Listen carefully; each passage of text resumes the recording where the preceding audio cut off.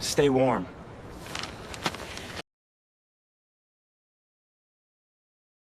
Ishte një mbrëmje vonë dhjetori në Muni. Nga ato net ku i ftohti i egër bavares të hynte deri në palc dhe era e akull të priste fytyrën si bris.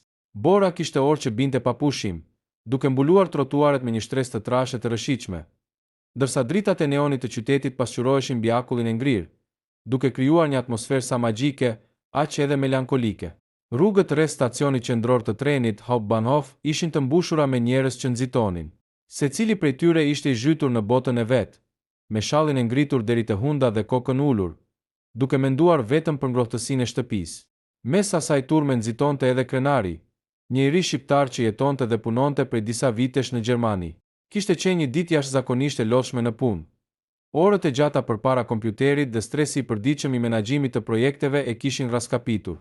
Gjithçka që dëshironte në ato momente ishte të kapte trenin e radhës, të shkonte në banesën e tij të ngrohtë dhe të linte pas krahave atë ditë të ngarkuar.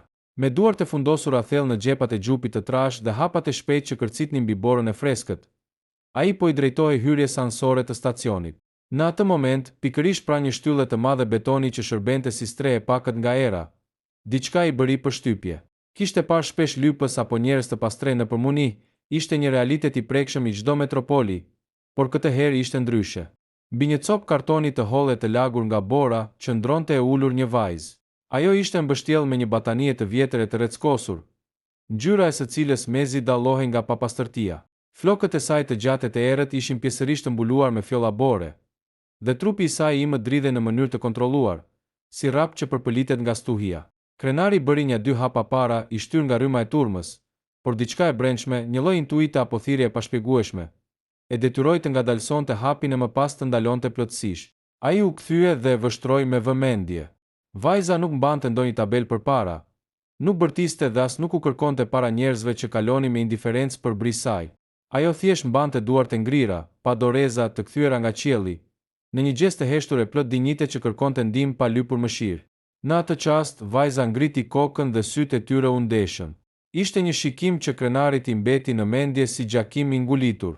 Pavarësisht faqeve të skuqura nga rebeshi i të ftohtit dhe shenjave të dukshme të lodhjes së vuajtjes në fytyrë, sytë e saj ishin jashtëzakonisht të mëdhenj, të pastër dhe me një dritë të thellë e të trishtë. Kishte një lloj pafajësie dhe krenarie në atë vështrim që nuk përshtatej fare me skenën e mjerueshme të rrugës.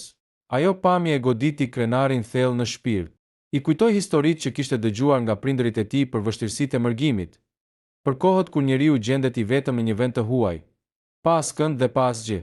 Ai nuk pa thjesht një lypse, pa një qenie njerëzore të thyer nga fati, dikë që kishte një histori, një familje dhe një emër, të cilin ai ende nuk e dinte se do të bëhej emri më i rëndësishëm i jetës së tij.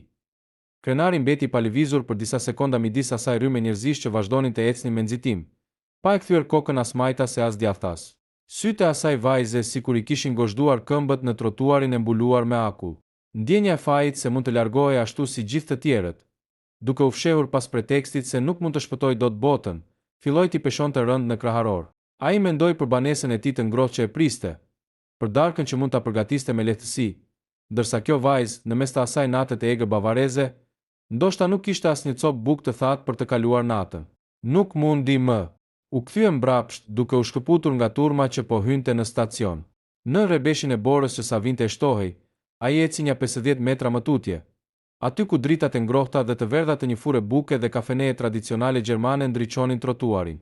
Sa po hapi derën, era e këndshme e kafesës apo pjekur dhe e brumrave të ngrohtë goditi në fytyrë, duke krijuar një kontrast të fortë me mjerimin që la jashtë. Krenari u afrua te banaku.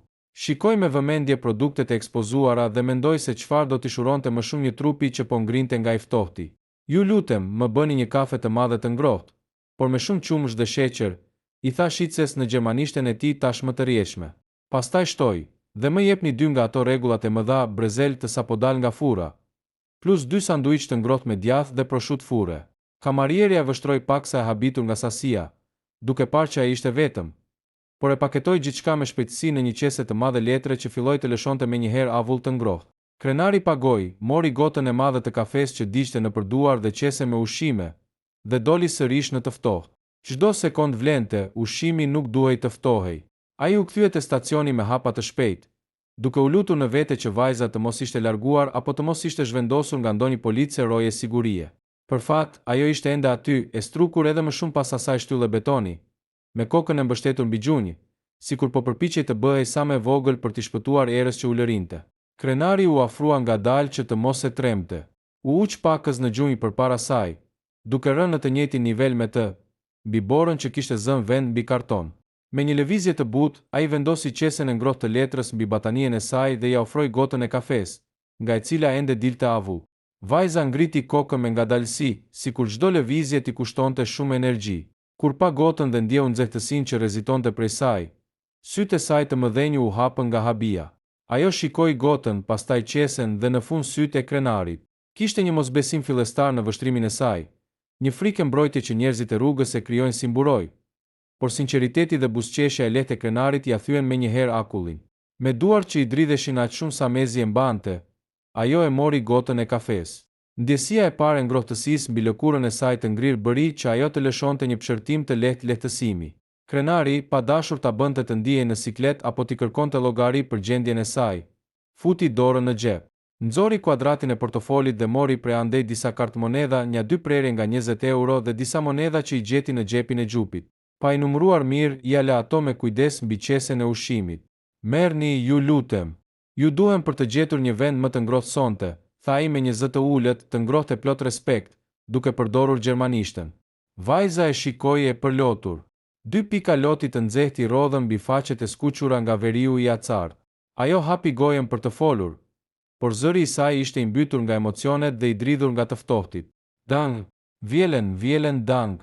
Mërmëriti ajo me një aksen që tregonte qartë se gjermanishtja nuk ishte gjuha e saj amtare, por mirënjohja në zërin e saj ishte universale. Ajo shtrëngoi gotën pas gjoksit, sikur po shtrëngonte të vetmen shpresë që i kishte mbetur në botë.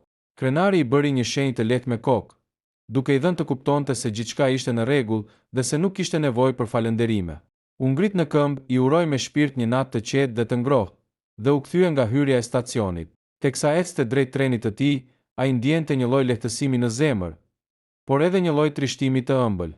Ai mendonte se thjesht kishte ndihmuar një person në nevojë, ashtu siç e kishin edukuar gjithmonë në familjen e tij shqiptare. Pa e marrë me mend se midis atyre monedhave që i kishte dhënë, kishte rëshitur edhe një monedhe vjetër lekësh që mbante gjithmonë me vete si kujtim nga Shqipëria. Dhe mbi të gjitha, nuk mund ta imagjinonte kurrë se ajo vajzë e panjohur, e mbuluar me borë në skutat e Munihut, pas pak vitesh do të ishte njeriu që do t'i ndriçonte çdo ditë të jetës së tij. Kaluan saktësisht 2 vjet nga ajo natë acar dhjetori. Jeta e krenarit kishte marrë një hovë të ri. Pas shumë sakrificave, netëve pa gjumë dhe burokracive të pafund me gjermane, ai kishte arritur të themelonte kompaninë e tij të vogël të menaxhimit dhe konsulencës së projekteve në qendër të Munihut. Zyra e tij e re, me dritare të mëdha xhami që shihnin nga rrugët e gjalla të qytetit, ishte dëshmia e gjallë e suksesit të tij si emigrant. Megjithatë, puna po shtoi me shpejtësi dhe krenari e kishte të pamundur të menaxhonte gjithçka vetëm. Atij i duhej urgjentisht një asistente zyre, dikush e organizuar, e besueshme dhe aftë për të komunikuar me klientët. Pasi shpalli vendin e lirë të punës në platformat kryesore gjermane, krenari pranoi 10 SV. Ditën e xumas, ai kishte planifikuar një seri intervistash të njëpasnjëshme. Ishte një ditë e ndritshme vjeshte, ku rrezet e diellit depërtonin brenda zyrës, duke krijuar një atmosferë krejtësisht të ndryshme nga ajo e 2 viteve më parë. Rreth orës 2 të pasdites, pas 2 intervistave mjaft monotone, trokiti dera. Hyni, ju lutem, tha krenari, pa i hequr syt nga ekrani i laptopit ku po rregullonte disa dokumente. Dera u hap ngadalë dhe brenda hyri një vajzë. Krenari ngriti kokën për ta përshëndetur dhe në atë sekond, një ndjesje e çuditshme si një korrent elektrik i përshkoi trupin.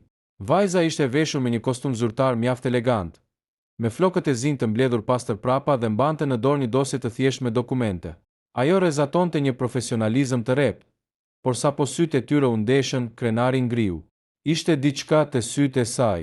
Sytë e mëdhenj, të pastër si kristali, me një dritë të thellë që ai ishte i bindur se e kishte parë diku tjetër. Nuk ishte thjesht një fytyrë e bukur.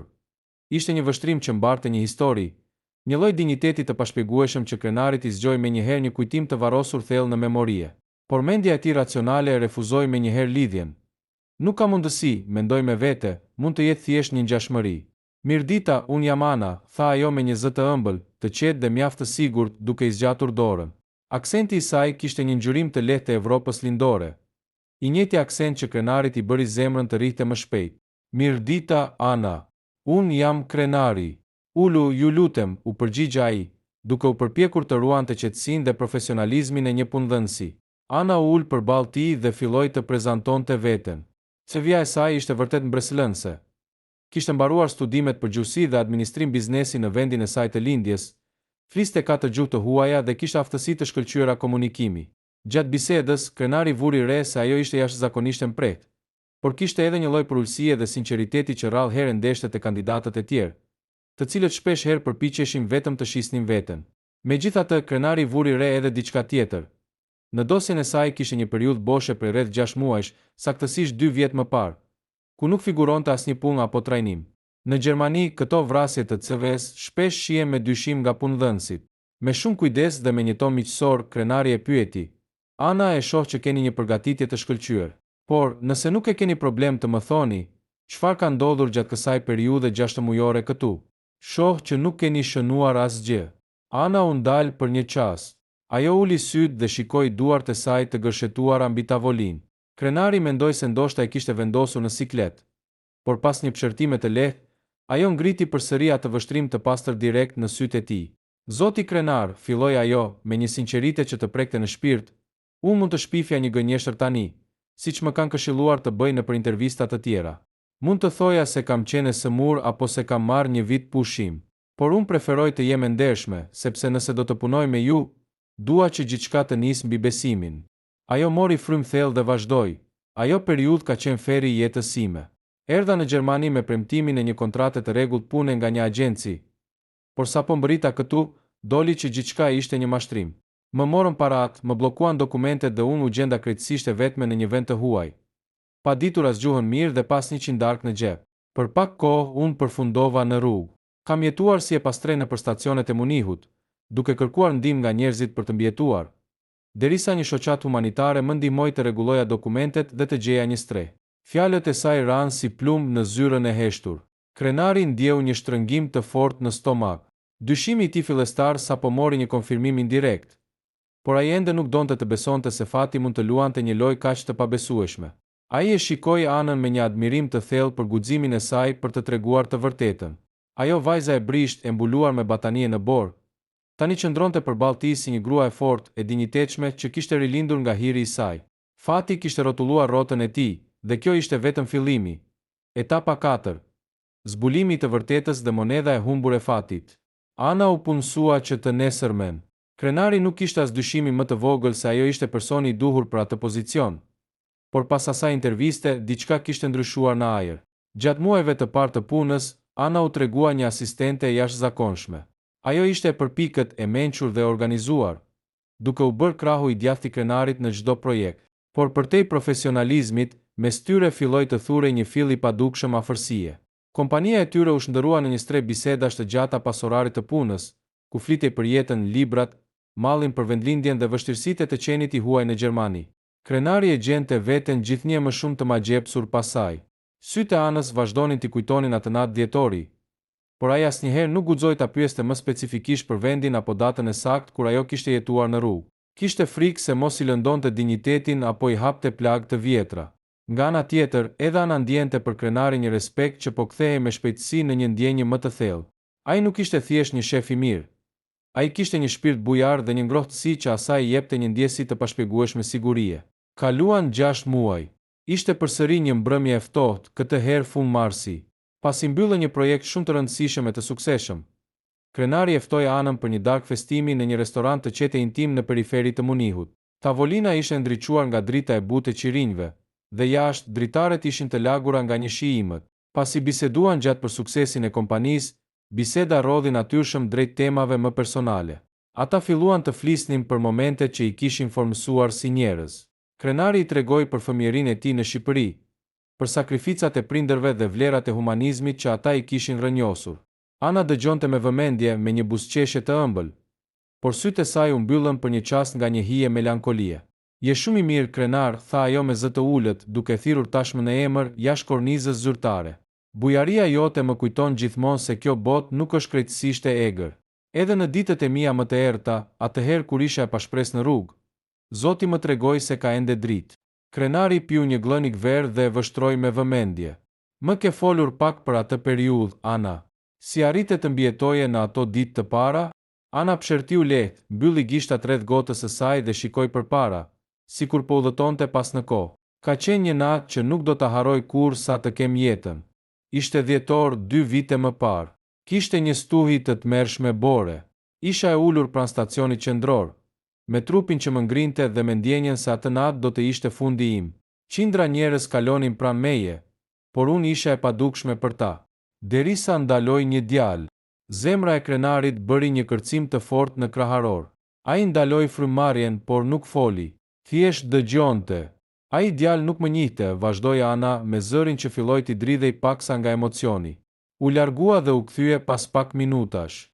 Më solli një kafe të madhe të ngrohtë dhe një qese me ushqime që lëshonin avull. Më la edhe disa para. Nuk më tha pothuajse asgjë. Thjesht më uroi natën e mirë me një zë aq njerëzor. Sa më ngrohu shpirti më shumë se kafes. Ai gjest më dha forcën të mos dorëzohesha, të kërkoja ndihmë të nesërmen të shoqata. Ai huaj më shpëtoi jetën, krenar. Nuk ja harroj dot kurrë ato sy. Krenari ndjeu një lëvizje të fortë emocionesh që po i shpërtheni në gjoks. Tani nuk kishte më dyshime. Ishte ajo. Vajza e borës ishte ulur pikërisht përballë tij, e veshur me elegancë, e suksesshme dhe e dashuruar pas tij. Po parat që të la, pyeti krenari me një zë që mezi i doli, duke u përpjekur të mbante lotët. A të mjaftuan? Ana buzëqeshi mes lotëve që tani po i shkëlqenin në sy. Po, më mjaftuan për të paguar një dhomë të thjeshtë atë natë. Por kishte diçka të çuditshme. Mes atyre eurove, ai djalë më kishte lënë gabimisht edhe një monedhë tjetër. Nuk ishte monedhë gjermane. Kishte të shkruar diçka që unë nuk e kuptoja atëherë, por e mbajta si hajmali. E mbaj gjithmonë me vete që nga ajo natë, si kujtimin e vetëm të shpëtimtarit tim. Me duar që i dridheshin, Ana hapi çantën e saj të dorës. Nxori prej ande një portofol të vogël dhe nga një xhep i fshehtë, nxori një monedhë të vjetër, paksa të ngrënë nga koha, dhe e vendosi mbi tavolinë nën dritën e qiririt. Krenari u zgjat dhe e mori monedhën. Ishte një monedhë 50 lekësh e Republikës së Shqipërisë. Monedha e tij e fatit, ajo që mbante gjithmonë me vete që nga dita kur kishte ikur nga vendlindja. Ai e shikoi monedhën, pastaj ngriti syt drejt Anës, e cila po e vështronte habitur nga reagimi i tij. Krenari nxori një frymëmarrje të gjatë, i buzëqeshi me ngrohtësinë më të madhe që ekzistonte dhe me një zë të ulët e plot driti tha: Ana, ky i huaj në stacionin e trenit. Djali që të solli kafen e ngrohtë në mes të stuhisë së borës, isha unë. Ana ngriu. Sytë e saj u hapën aq shumë sa sekondat sikur ndaluan së rrjedhuri në atë restoran. Ajo shikoi monedhën në dorën e tij. Pastaj vështroi me një vëmendje të tmerrshme sytë e krenarit. Atë vështrim që i kishte mbetur i ngulitur në shpirt dhe që e kishte kërkuar në çdo fytyrë gjatë 2 viteve. E vërteta shpërtheu si një dritë verbuese në mendjen e saj. Lotët e habis dhe të një gëzimi të papërmbajtshëm nisën t'i rridhnin lirisht mbi faqe. Fati nuk kishte bërë thjesht një lojë. Ai kishte shkruar një kryevepër. Në atë çast zbulimi bota përreth tyre sikur u zhduk. Nuk kishte më mure restoranti, nuk kishte zhumë gotash e ashi që përplasej pas xhamit. Ishin vetëm ata të dy, monedha e vjetër shqiptare mbi tavolinë dhe një vërtetë sa e pabesueshme, aq edhe hyjnore. Ana mbuloi gojën me duar, ndërsa lotët e gëzimit i rridhnin pa rreshtur. Ajo shikonte krenarin me një përzierje habie dhe mirënjohje të thellë. Çdo gjë tani kishte kuptim. Tërheqja e pashpjegueshme që nga dita e parë e intervistës, ndjesia e paqes kur ishte pranë tij dhe ai vështrimi i ngrohtë që e kishte shpëtuar nga vdekja në natën më të errët të jetës së saj. Krenari u ngrit, u afrua pranë saj dhe i shtrëngoi duart që i dridheshin. Që nga ajo natë, sytë e tu nuk më kanë ikur kurrë nga mendja, Ana. Por kur nuk do ta mendoja se fati do të ishte kaq bujar sa të sillte pikërisht në zyrën time. I përshpëriti ai, duke i fshirë me butësi një pikë loti nga faqja. Atë mbrëmje, miqësia dhe respekti i tyre profesional u shndëruan zyrtarisht në një dashuri të madhe, të pastër dhe të palëkundur. Ata nuk ishin më thjesht 2 emigrantë që përballeshin me rreziqet e një vendi të huaj.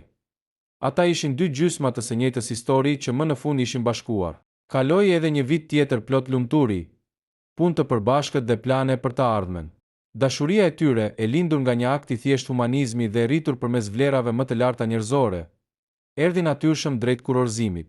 Krenari i propozoi Anës për martesë në të njëjtin vend, pranë stacionit qendror të Munihut, por këtë herë në dritat e ngrohta të një mbrëmje pranverore, duke shndëruar atë vend nga një simbol mjerimi, në një monument të fillimit të tyre të ri. Dasma e tyre ishte një festë e jashtëzakonshme që bëri bashkë traditat shqiptare dhe ato të vendlindjes së anës. Ishte një dasmë plot dritë, muzikë dhe emocione të forta. Megjithatë, ata nuk harruan se nga kishin ardhur. Në hyrje të sallës së dasmës, në vend të kutisë tradicionale të dhuratave, krenari dhe ana kishin vendosur një pankartë të madhe ku shkruhej: "Dashuria nuk numërohet me dhurata, por me jetë të shpëtuara. Ju lutem, kontributet tuaja t'i kaloni për shoqatën që ndihmon njerëzit e pastrej në muni." Pranë pankartës, e kornizuar në një xham të vogël të rrethuar me ar, qëndronte monedha e vjetër 50 lekëshe, hajmalia që kishte udhëhequr hapat e tyre drejt njëri tjetrit. Kur erdhi momenti i vallëzimit të parë si burrë e grua, krenari e shtrëngoi anën fort pas vetes. Ndërsa muzika luaj ëmbël, ajo i mbështeti kokën në kraharor dhe i përshpëriti në vesh. Në atë natë dhjetori, unë po nrija dhe po kërkoja vetëm një copë bukë për të mbjetuar, por Zoti më dërgoi burrin e jetës sime. Krenari buzëqeshi, duke kuptuar se asgjë në këtë jetë nuk ishte e rastësishme. Mirësia që jep papritur asgjë në këmbim, gjithmonë gjen një rrugë magjike për t'u kthyer mbrapsht, shpesh herë shndërruar në dhuratën më të bukur që jeta mund të të ofrojë, një dashuri të përjetshme.